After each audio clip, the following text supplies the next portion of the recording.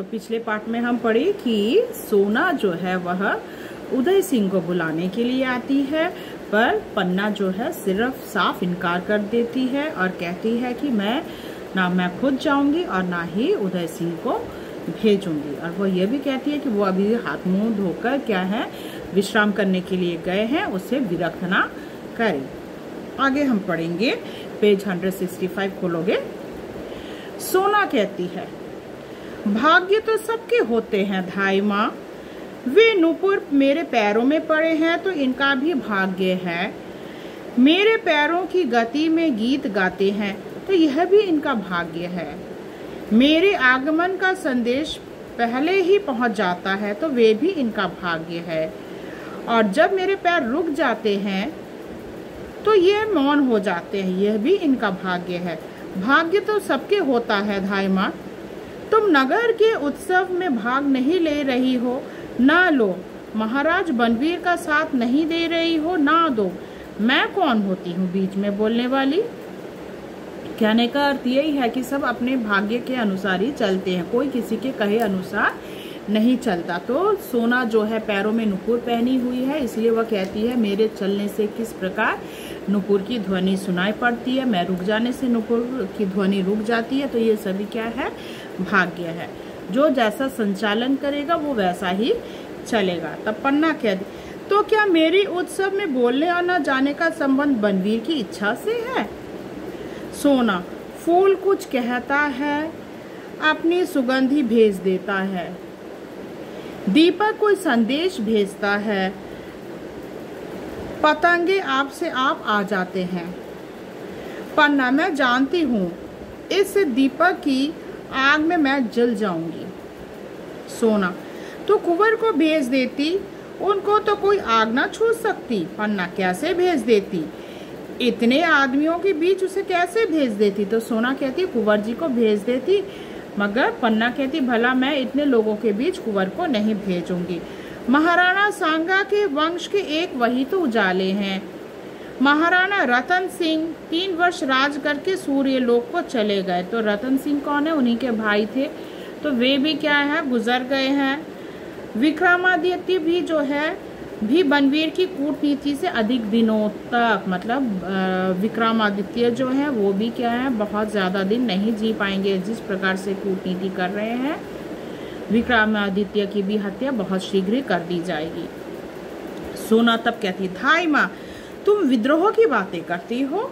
पन्ना तब कहती, आंधी में आग की लपट तेज होती हो है। सोना, तुम भी उसी आंधी में लड़खड़ा कर गिरोगी, तुम्हारे ये सारे नुपुर बिखर जाएंगे। न जाने किस हवा का झोंका तुम्हारे इन गीतों को लहरों से निकल जाएगा। यह सुख और सुहाग पास पास उठे हुए 2 बुलबुलों की तरह बिना सूचना दिए फूट जाएंगी।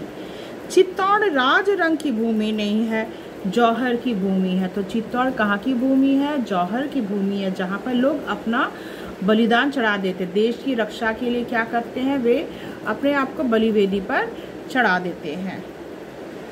यहाँ आग की लपटें नाचती हैं सोना, जैसे रावल की लड़कियां नहीं। तो यहाँ पर क्या है, सभी नाचते हैं। मतलब किस तरह की औरतें नाचती हैं, मतलब जौहर व्रत करने वाले यहाँ पर आग की लपटें नाचती हैं।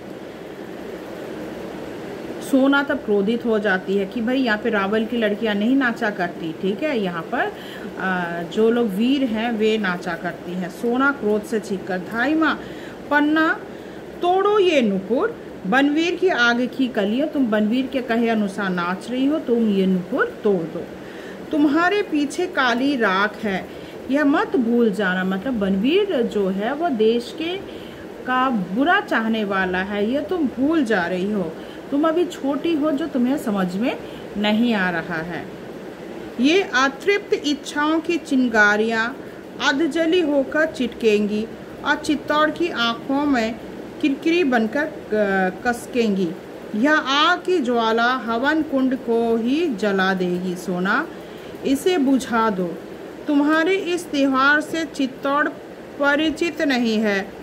यहाँ का त्योहार आत्म बलिदान है। तो यहाँ का त्योहार क्या है, आत्म बलिदान। अपने आप को देश के लिए आहुति चढ़ा दो। यहाँ पर अपना बलिदान ना देकर तुम क्या कर रही हो, बनवीर के कहे अनुसार नाच रही हो। यहाँ की जो गीत है मातृभूमि की वंदना का गीत है, उसे सुनो और समझो। सोना शांत स्वर में समझ लिया धाई माँ। पन्ना, तो यहाँ से जाओ, सीधा कह देती अब तुम यहाँ से चले जाओ।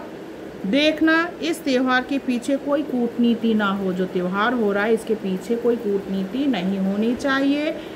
बनवीर से पूछना इस राग रंग का अर्थ क्या है, इस प्रकार का जो नृत्य का आयोजन किया गया है इसका कारण क्या है, यह अवश्य तुम क्या है बनवीर से जाकर पूछना। सोना कहती है वह मेरी समझ में नहीं आवेगा धाई माँ। पन्ना, तो जाओ दिशाओं की तरह उसकी हंसी में डूबी रहो, तुमसे प्रतिध्वनि भी ना निकल सके। तो तुम उसके कहे अनुसार ही चल रही हो, तुम्हें क्या है उसके विरुद्ध आवाज उठानी चाहिए। सोना का धीरे धीरे प्रस्थान उसके नूपुर धीरे धीरे बजते हुए दूर तक सुनाई पड़ते हैं। वह चली जाती है और उसकी नूपुर जो है वह सुनाई देती है। पन्ना, अंधेरी रात, वह राग रंग, नगर के सब लोगों का जमाव, कुंवर उदयसी के लिए बुलावा, यह सब क्या है। तो उसके मन में क्या है, संदेह आता है कि पूरे नगर में क्या है, होई हल्ला चल रहा है, राग रंग चल रहा है, उत्सव चल रहा है, और ऊपर से क्या है कुंवर जी का बुलावा आया है, जरूर दाल में कुछ काला है। चंदन का प्रवेश, इतने में चंदन प्रवेश करता है। चंदन आकर कहता है माँ माँ क्या बहल मेरे लाल। चंदन, माँ इतनी कविता बनाने वाली, इतनी गीत गाने वाली, इतनी नाचने वाली सोना धीरे धीरे कैसे जा रही थी, कैसे जा रही है सोना, देखो गुमसुम जैसे किसी ने सांप का जहर खींच लिया हो। सांप का जहर?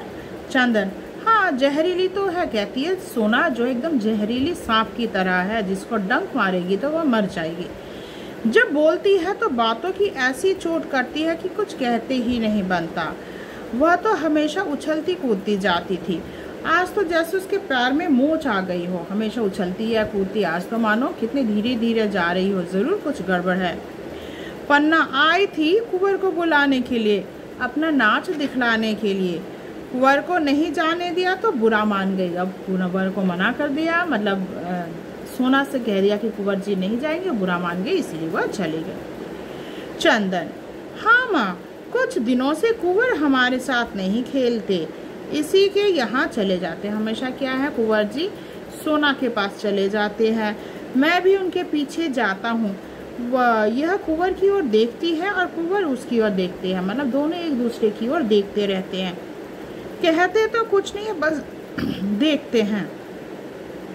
पता नहीं इस तरह देखने से क्या होता है, देखने से क्या होता है माँ। पन्ना, कुछ नहीं, लोग देवता के दर्शन करते हैं। तो माँ क्या कहती है उसकी कि वह देवता की दर्शन कर रही है। सोना क्या है उदय सिंह में देवता देखती है, इसीलिए उसका दर्शन करते हैं, तो उन्हें आनंद मिलता है। मैं कुंवर से कह दूंगी कि वे देवता की तरफ देखा करे, सोना की तरफ नहीं। चंदन, तो सोना बुरा ना मान जाएगी माँ।